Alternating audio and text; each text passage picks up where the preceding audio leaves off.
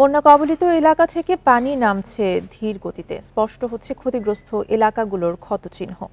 বন্যায় বাড়িঘর নষ্ট হয়ে যাওয়ায় বিপাকে পড়েছেন বাসিন্দারা। গোমতী নদীর উজান থেকে পানি নামতে শুরু করায় বাড়িঘরে ফিরতে শুরু করেছেন এলাকার লোকজন। প্রিয় নাম্বার সেট করে বিকাশে সেন্ড মানি করুন ফ্রি। তবে অধিকাংশ বাড়িঘর ক্ষতিগ্রস্ত হওয়ায় বিপাকে পড়েছেন তারা। এদিকে বুড়িচং, ব্রাহ্মণপাড়া ও দেবিদ্বার উপজেলার অনেক বাড়িঘরে এখনো পানি রয়েছে। নোয়াখালী শহর সহ ৮ উপজেলার বিভিন্ন এলাকায় পানি জমে আছে। এতে কর্মহীন হয়ে পড়েছেন দিনমজুর, ব্যবসায়ী সহ অনেক মানুষ। চরম আর্থিক কষ্টে কাটছে তাদের দিন। লক্ষ্মীপুরেও ধীরগতিতে নামছে বানের পানি। এখনো পানিবন্দী প্রায় ১০ লাখ মানুষ।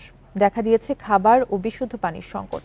ফেনীর বেশিরভাগ এলাকার পানি নেমে গেলেও বাড়িঘর এখনো বসবাসের অনুপযোগী। তাই দুর্ভোগ পুরোপুরি কাটেনি দুর্গত এলাকার মানুষদের।